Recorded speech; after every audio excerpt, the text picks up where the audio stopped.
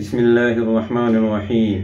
حضرت سلمان فارسی رضی اللہ عنہ فرماتے ہیں، ایک دفعہ نبی کریم صلی اللہ علیہ وسلم نے رمضان سے ایک دن پہلے ایک خطبہ ارشاد فرمایا اور اس میں رمضان کی اہمیت اور فوائد اور برکات کو بیان کرتے ہوئے ارشاد فرمایا، اے لوگو، تمہارے اوپر ایک عظمت والا اور برکت والا مہینہ آنے والا ہے۔ اس میں ایک رات ہے جو 1000 مہینوں سے بہتر ہے۔ اس کے روزے کو اللہ نے فرض قرار دیا ہے اور اس کی رات کی عبادت کو نفل ٹھہرایا ہے۔ جو شخص اس مہینے میں کسی نفلی عبادت کے ذریعہ اللہ تبارک و تعالی کا قرب حاصل کرنے کی کوشش کرے گا، اللہ تبارک و تعالی اسے فرض ادا کرنے کے برابر ثواب عطا فرمائے گا، اور جو شخص اس مہینے میں ایک فرض ادا کرے گا، اللہ تبارک و تعالی اس کو 70 فرض ادا کرنے کے برابر ثواب عطا فرمائے گا۔ یہ مہینہ صبر کا ہے اور صبر کا بدلہ جنت ہے۔ یہ ہمدردی اور غمخواری کا مہینہ ہے۔ یہ ایسا مہینہ ہے جس میں مومن کا رزق بڑھا دیا جاتا ہے۔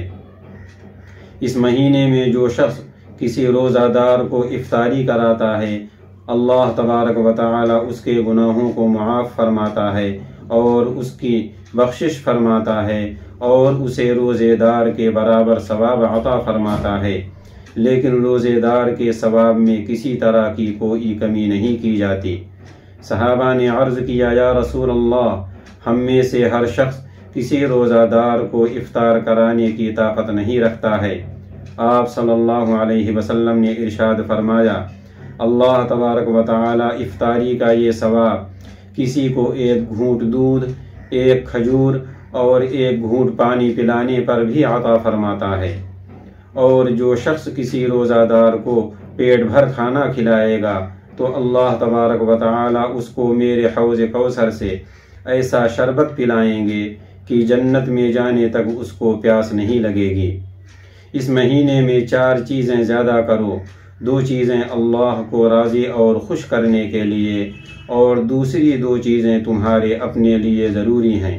پہلی 2 چیزیں جو اللہ کو راضی اور خوش کرنے کے لیے ہیں، وہ کلمہ طیبہ لا الہ الا اللہ اور استغفار کی کثرت ہے، اور دوسری 2 چیزیں یہ ہیں، اللہ تبارک و تعالی سے جنت کو مانگو اور جہنم سے پناہ مانگو۔